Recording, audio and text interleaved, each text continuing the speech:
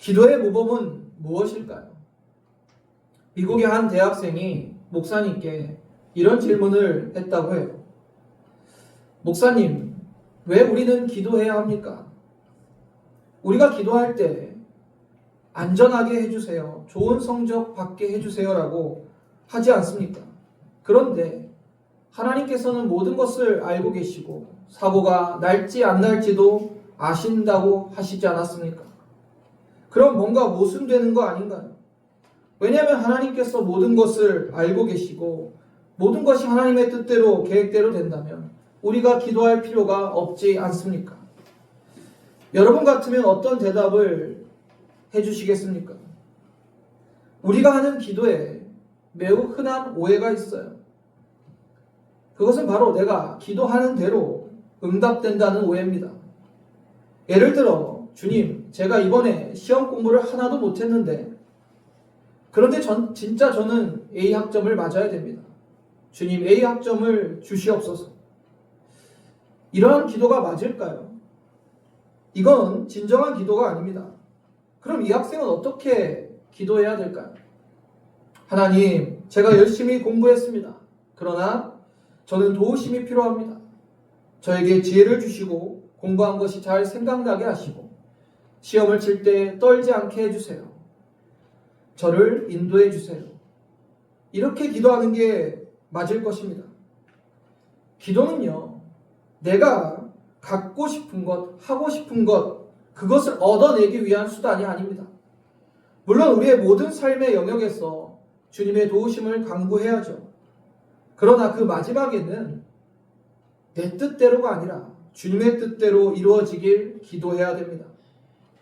기도는요, 하나님과 더욱 친밀해지기 위한 것이고 하나님을 알아가고 그분의 뜻을 알기 위한 것입니다.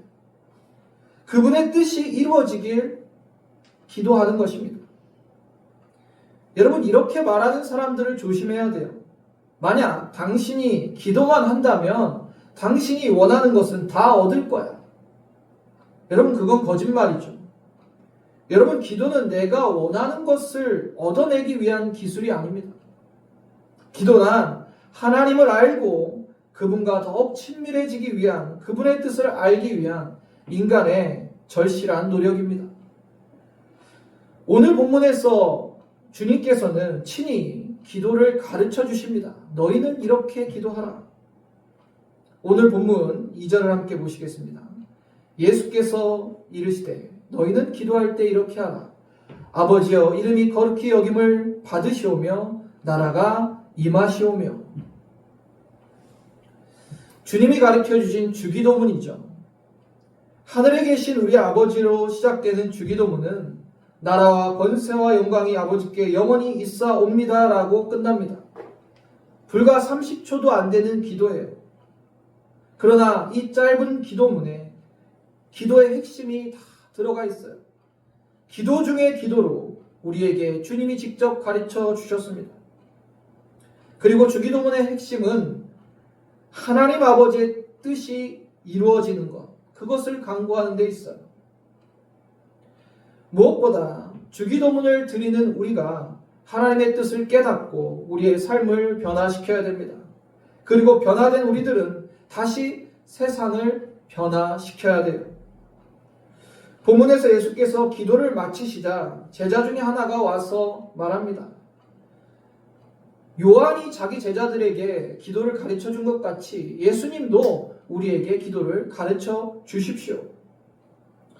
그리고 예수께서는 제자들에게 그들이 앞으로 제자도를 지켜 행하기 위해서 또한 세상에서 제자의 사명을 감당하기 위해서 기도 없이는 할 수 없음을 잘 알고 계셨기에 그들에게 친히 주기도를 가르쳐 주십니다. 주기도문은 아버지의 이름을 높이며 시작되죠. 이름은 존재를 드러내는 수단이다. 또 존재 자체입니다. 하나님의 대표적 속성은 거룩이죠. 따라서 하나님의 이름의 거룩함을 고백하며 하나님 나라가 임함을 기도합니다. 이는 하나님 나라가 이 땅에 실현되고 완성해가는 주체가 하나님이시라는 고백이에요. 누가복음의 주기도문과 마태복음의 주기도문, 그 내용이 조금은 다르나 그 뜻은 완전히 같습니다. 예수께서는 이렇게 기도하라고 하고 친히 모범을 보여주신 것입니다. 여러분, 그리고 먼저 기도의 대상을 알아야겠죠. 그 대상이 누굽니까? 하나님 아버지, 하나님 아버지. 예수께서는 너희가 기도할 때 하나님 아버지라 부르며 기도하라고 하세요. 그것은 바로 아버지와 아들 관계에서 하나님께 기도하라는 거예요. 우리는 하나님의 자녀입니다. 그렇기 때문에 아버지와 자녀의 관계에서 기도하는 거예요. 예수께서도 그렇게 기도하셨고 제자들에게도 그렇게 기도하라고 가르쳐 주고 계십니다. 주기도문은 크게 두 부분으로 나눌 수 있습니다. 먼저 첫 번째 구해야 될 기도는 하나님의 영광을 위한 기도, 구체적으로 세 가지 기도입니다. 본문 2절을 보시면 하나님 나라를 구하는 기도와 하나님의 거룩을 구하는 기도, 하나님의 뜻이 이루어지기를 원하는 기도예요. 하나님의 영광을 위한 기도가 우리의 필요보다 더 먼저 기도돼야 된다는 것을 주님이 가르쳐 주세요. 하나님의 영광이 기도의 우선순위에 있다는 거예요. 하나님 나라를 구하는 기도는 하나님의 통치 곧 다스림이 이 땅에 임하기를 간구하는 것입니다. 우리는 늘 기도할 때 무엇부터 기도합니까? 하나님, 나 이거 필요합니다. 나 저거 필요합니다.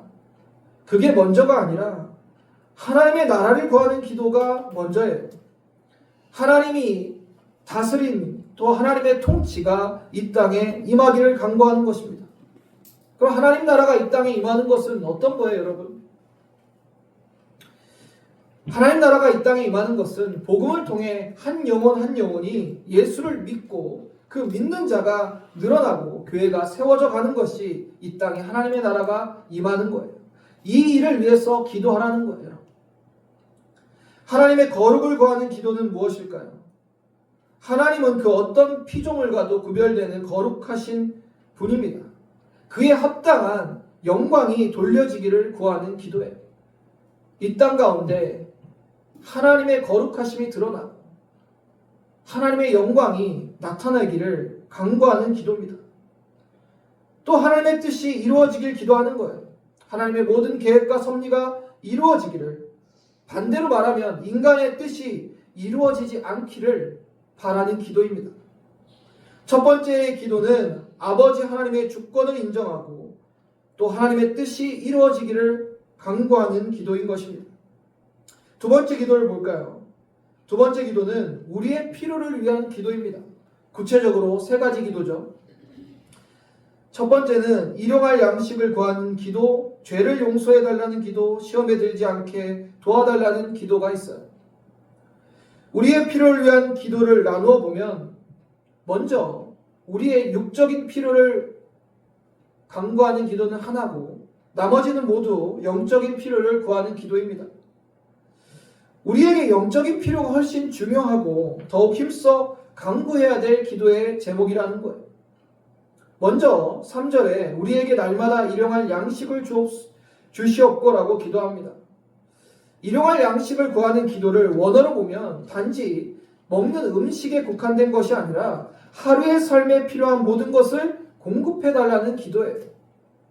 그런데 왜 주님이 하루에 필요한 일용할 양식만을 기도하라고 하셨을까요? 이 기도는 우리 자신의 소욕에 대한 절제가 담겨 있습니다. 더하지도 모자라지도 않는 하나님이 공급해 주시는 일용할 양식을 구하라는 거예요. 그런데 우리의 기도는 어떻습니까? 내일의 양식도 모레의 양식도, 아니 나의 욕심으로 구하는 것들이 얼마나 많아요. 그러나 주님이 가르쳐 주신 기도에는 우리가 구해야 될 것은 일용할 양식임을 분명히 말씀하고 계십니다. 잠언 30장 8절에 이러한 기도가 나옵니다. 나를 가난하게도 마옵시고 부하게도 마옵시고 오직 필요한 양식으로 나를 먹이시옵소서. 우리가 너무 가난하면 세상의 물질이나 세상의 필요에 눈을 돌릴 수 있고, 너무 부하면 하나님을 떠나가고 다른 것들이 우상되어 살 수도 있기에 이러한 기도를 하지 않았을까 싶습니다. 그러나 주님이 가르쳐 주시는 기도는 우리에게 오늘 필요한 모든 것을 공급해 주시기를 간구하라고 말씀하십니다. 내일은 내일의 필요는 또 주께 간구하면 되는 것입니다. 2차 세계대전이 끝나고 얼마 지나지 않았을 때 일입니다. 한 여인이 식료품 가게에 들어가서 성탄절에 아이들과 함께 먹을 수 있는 음식을 좀 베풀어 달라고 청합니다. 이 여인의 남편은 전쟁터에 나가서 죽는 바람에 이 가족들은 지금 음식을 살 돈도 없고 아무것도 가지지 못한 형편이었어요.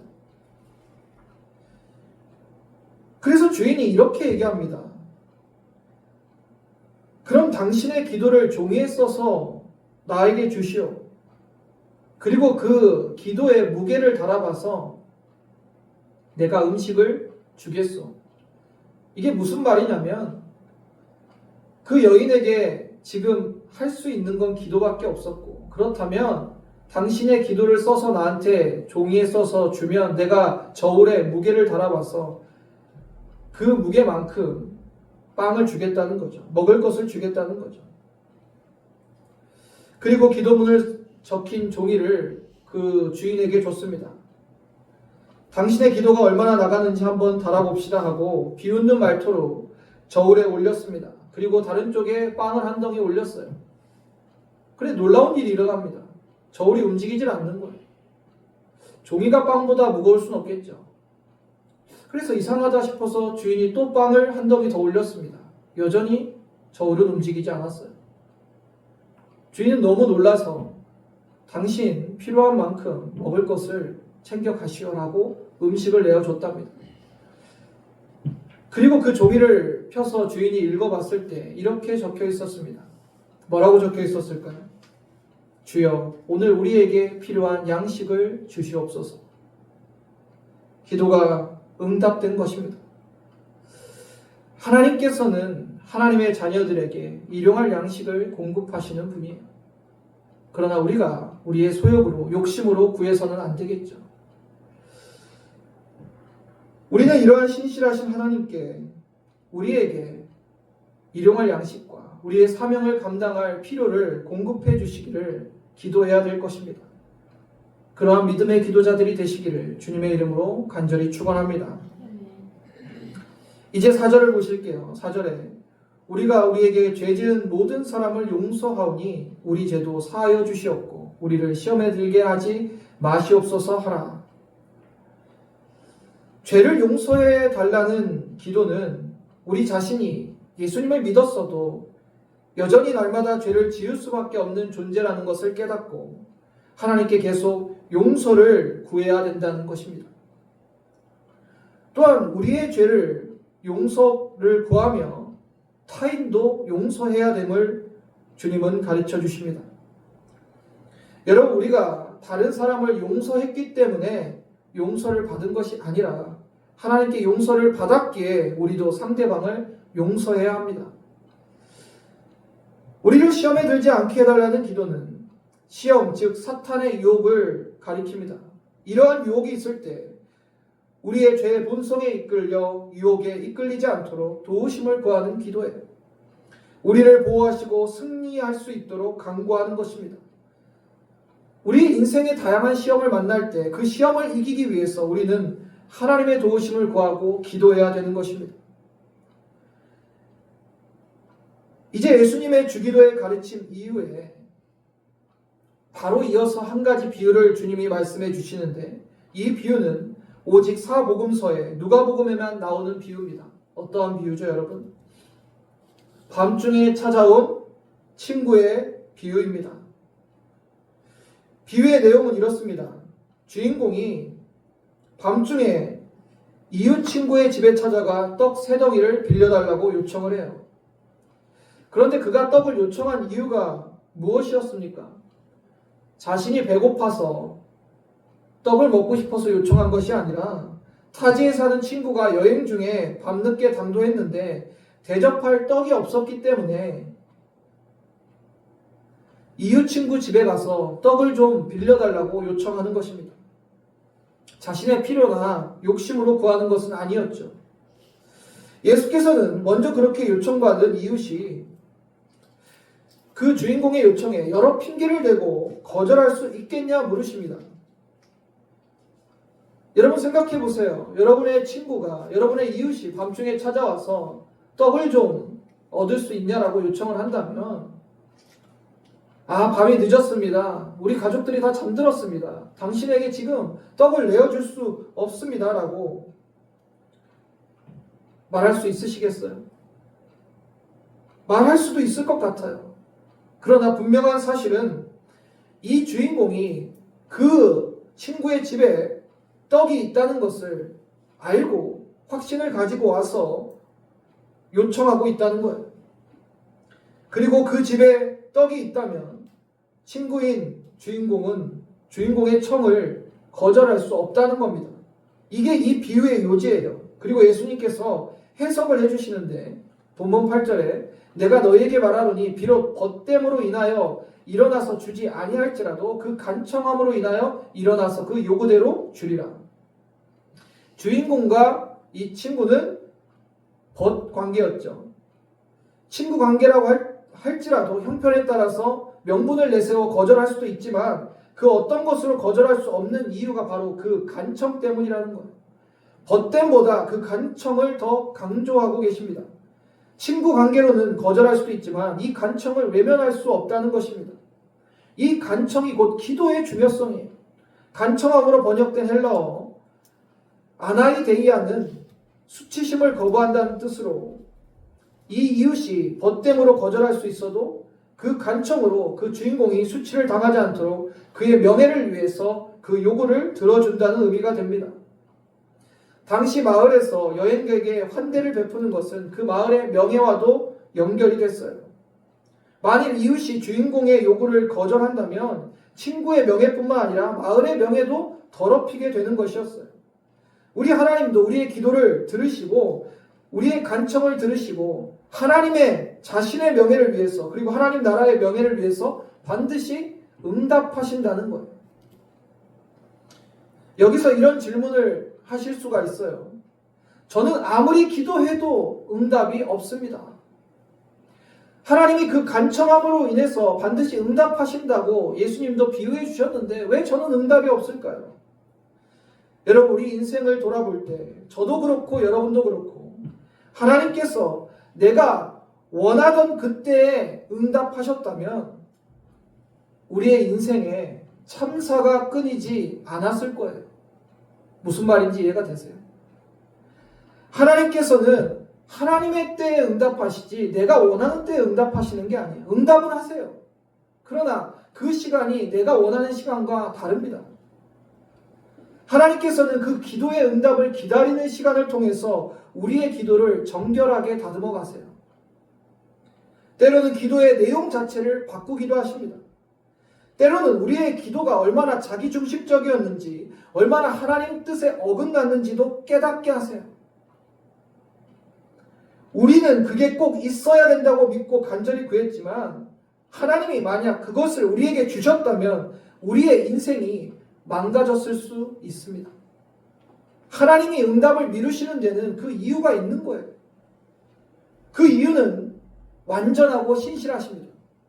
하나님이 기다리게 하실 때는 하나님을 원망해서도 안 돼요. 불평해서도 안 됩니다. 하나님을 탓해서도 안 돼요. 조급해서도 안 됩니다. 우리는 인내하며 하나님의 그 뜻대로 그 계획대로 내 인생에 역사하시기를 믿고 기다리며 기도해야 됩니다. 하나님은 분명히 완전하고 선하신 계획을 나에게 가지고 계시기 때문입니다. 예수께서는 이어서 말씀하십니다. 9절에 보시면 내가 또 너희에게 이르노니 구하라 그러면 너희에게 주실 것이요 찾으라 그러면 찾아낼 것이요 문을 두드리라 그러면 너희에게 열릴 것이니 구하는 이마다 받을 것이요 찾는 이는 찾아낼 것이요 두드리는 이에게 열릴 것이니라. 기도하는 이들은 하나님께서 응답해 주실 것을 믿고 기도해야 되고 이것이 가장 중요한 태도 중에 하나라고 말씀하십니다. 구하고 찾고 두드리라는 반복적인 표현은 포기하지 말고 기도할 것과 응답의 확신을 가지라는 요청이에요. 기도하는 자의 열심뿐만이 아니라 예수님이 강조하시는 것은 이 기도에 응답하시는 신실하신 하나님이신 거예요. 이어지는 말씀에 더 구체적으로 말씀하십니다. 우리 함께 읽어볼까요? 11절부터 13절 시작. 너희 중에 아버지 된 자로서 알을 달라 하는데 정가를 주겠느냐? 너희가 악할지라도 좋은 것을 자식에게 줄 줄 알거든. 하물며 너희 하늘 아버지께서 구하는 자에게 성령을 주시지 않겠느냐? 아멘. 여러분, 심지어 악한 아버지라 할지라도 달라는 아들에게 좋은 것을 주지 않겠냐고 말씀하세요. 하물며 하나님 아버지께서 너희에게 좋은 것을 주시지 않겠냐고 하시는 거예요. 앞서 밤중에 찾아온 친구의 비유에도 연결이 됩니다. 하나님의 자녀들이 하나님께 아들의 지위로, 자녀의 지위로 기도할 때 하나님께서는 하나님 자신의 명예와 또한 아들의 그 명예를 위해서라도 반드시 기도에 응답하시는 하나님이세요. 하나님이 우리의 아버지 되시고 우리가 하나님 자녀 되었기 때문이에요. 그렇게 우리는 아버지께 간구하는 것입니다. 그리고 하나님께서는 우리의 필요를 공급하시고 무엇보다 가장 좋은 것을 주신다고 해요. 가장 좋은 것이 무엇입니까? 바로 성령을 주신다는 것. 이 성령 하나님께서 여러분과 저의 삶을 하나님이 원하시고 계획하시는 선한 길로 인도해 가실 거예요. 그래서 가장 좋은 것은 성령이고 하나님께서는 그 성령을 주신다고 약속하고 계시는 것입니다. 사랑하는 성도님들, 주님이 가르쳐 주신 기도의 본을 기억하시길 바랍니다. 내가 기도할 때 나의 필요와 나의 욕심으로 구하는 것이 아니라 먼저 하나님의 나라를 구하고 하나님의 뜻이 이루어지기를 구해야 돼요.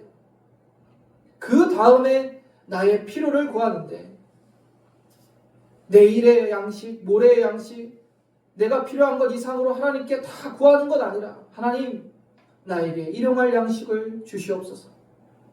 내가 이 땅 가운데 내가 사명 감당할 수 있는 그 필요를 공급해 주십시오라고 기도해야 되는 것. 그리고 나머지 기도는 이 땅 가운데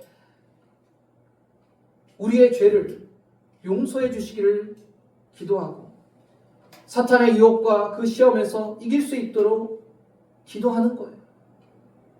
바른 기도의 모범을 주님께서 다 가르쳐 주셨어요.